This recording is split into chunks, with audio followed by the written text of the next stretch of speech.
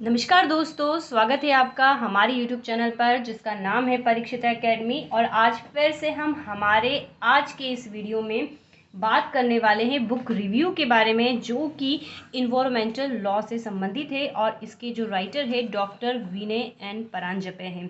तो ये जो बुक है स्पेशली विद्यार्थियों के हेतु इम्पॉर्टेंट है।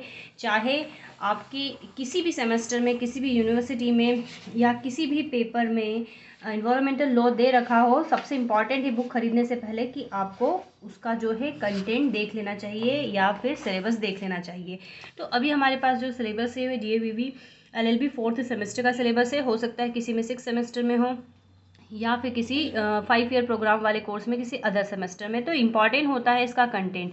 तो हम यहाँ पर इसके कंटेंट देखते हैं। तो यूनिट 1 में इस प्रकार से पॉल्यूशन, इन्वायरमेंटल वगैरह के बारे में दे रखा है। इधर स्टॉकहोम कॉन्फ्रेंस और रियो कॉन्फ्रेंस वगैरह की बात की गई है। इस प्रकार यूनिट 3, 4 और ये 5th।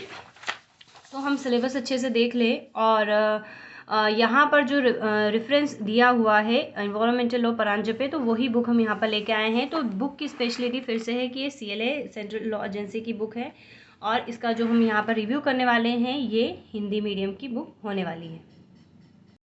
तो बुक के बारे में तमाम खास बातें, स्पेशली इसकी कीमत क्या है, पेज क्वालिटी क्या है और इसका कंटेंट क्या है, उसकी हम यहाँ पर मुख्य रूप से चर्चा करेंगे। तो आप जिस भी किसी सेमेस्टर, जिस भी किसी यूनिवर्सिटी में हैं या जिस भी किसी लॉ प्रोग्राम के कोर्स में शामिल हो रहे हैं, सबसे पहले अपना सिलेबस देखिए, सिलेबस के कंटेंट देखिए और हम इस बुक के जो कंटेंट बता रहे हैं उससे मैच कीजिए कि क्या यहाँ पर आपको सारे मिल रहे हैं, तो आप इसको परचेस कर सकते हैं।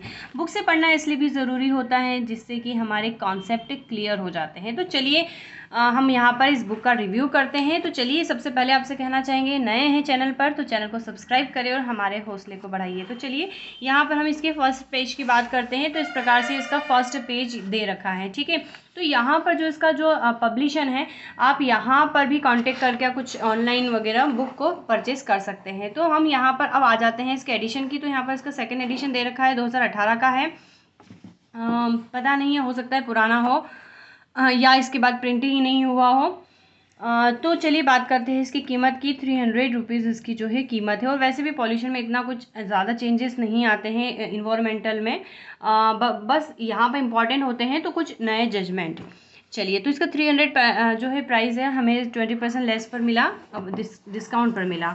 अब हम यहाँ से बढ़ते हैं इसके सबसे इम्पॉर्टेंट पार्ट की ओर। पेज क्वालिटी जनरली इसकी मीडियम ही बोल सकते हैं, थ्रेड वाला पार्टीशन है तो ज़्यादा ध्यान ना रखो तो पेजेस निकल भी सकते हैं। अब हमें इन दोनों ही चीज़ों से ज़रूरी चीज़ है इसकी विषय वस्तु, यानी कि इसके कंटेंट की। तो विषय वस्तु की बात कर लेते हैं।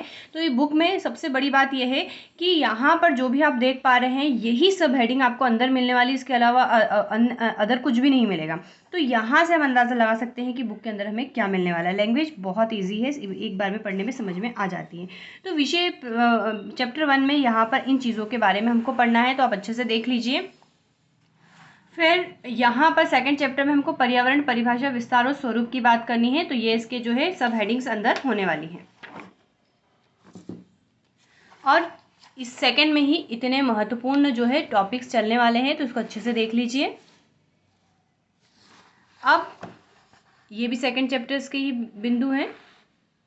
अब चैप्टर 3 में हमको दे रखा है पर्यावरण प्रदूषण के विभिन्न जो कारण हैं, तो उसको यहाँ पर एक्सप्लेन कर रखा है। ये मुख्य हेडिंग से यही हमको अंदर मिलने वाला है, इसके अलावा कोई भी सब हेडिंग हमें अंदर देखने को नहीं मिलेगी। चैप्टर 4 में दे रखा है पर्यावरण संरक्षण के अंतर्राष्ट्रीय प्रयास एवं समाधान। तो हमारे सिलेबस में जो स्टॉकहोम घोषणा, रियो घोषणा, वो इसी में आती है। रियो घोषणा को पृथ्वी सम्मेलन भी बोलते हैं क्योंकि वो रियो डी जेनेरिया में हुआ था और इसके बाद के से कहीं जो है सम्मेलन आयोजित हो रहे हैं और अब उसको हम कॉप कहते हैं, तो इसीलिए वहाँ इससे कंफ्यूज नहीं होना है। तो यहाँ पर इतने टॉपिक्स आपको देखने को मिलेंगे। चलिए, तो ये सारी रियो घोषणा, और रियो घोषणा के अंदर जो सब तमाम ज़रूरी चीज़ें हैं। एजेंडा 21 भी बहुत इंपॉर्टेंट होता है इन्वायरमेंट में।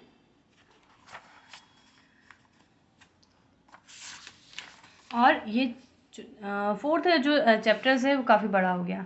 चलिए, फिफ्थ चैप्टर से हमको पढ़ने को मिलेगा पर्यावरण संरक्षण संबंधी भारतीय जो विधिया है, किन आर्टिकल में इसका क्या उल्लेख है, यहाँ पर दे रखा है। तो ये सब हेडिंग से आप बहुत अंदाज़ा लगा सकते हैं कि आपको किसके अंतर्गत क्या देखने को मिलेगा।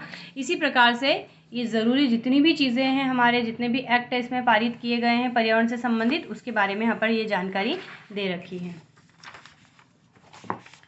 तो ये इस प्रकार से इतना कंटेंट हमारा होने वाला है, ठीक है। एनजीटी वगैरह भी यहाँ पर दे रखा है, बहुत इंपॉर्टेंट है।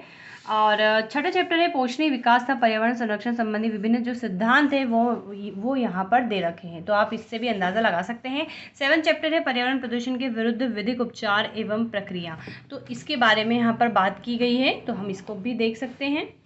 चैप्टर 8 में है पर्यावरण संरक्षण में न्यायालयों का क्या योगदान है, तो यहाँ पर कुछ प्रमुख वाद दे रखे हैं, यही हमको अंदर पढ़ना है, सब हेडिंग बोल सकते हैं इसको।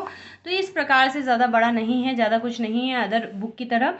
और ये इस प्रकार से जो है चैप्टर नंबर 8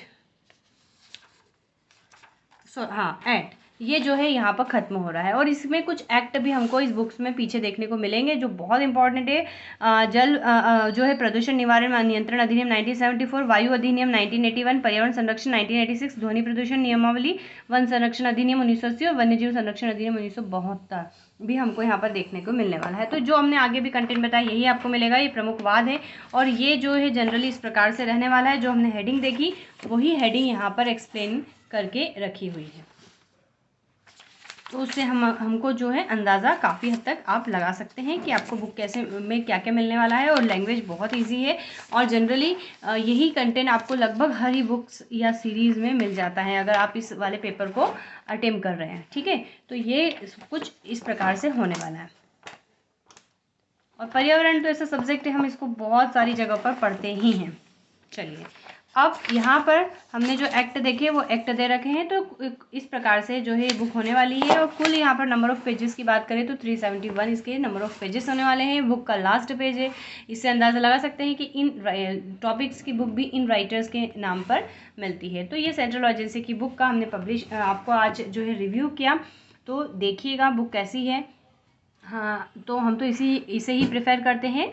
तो आप कंटेंट देखिए, डिसीजन लीजिए कि क्या ये आपके लिए बेस्ट है या हो सकती है। तो आज का हमारा वीडियो यहीं तक। बताइएगा वीडियो आपको कैसा लगा, अच्छा लगा हो तो चैनल को लाइक शेयर सब्सक्राइब ज़रूर करें। Have a nice day, thanks for watching.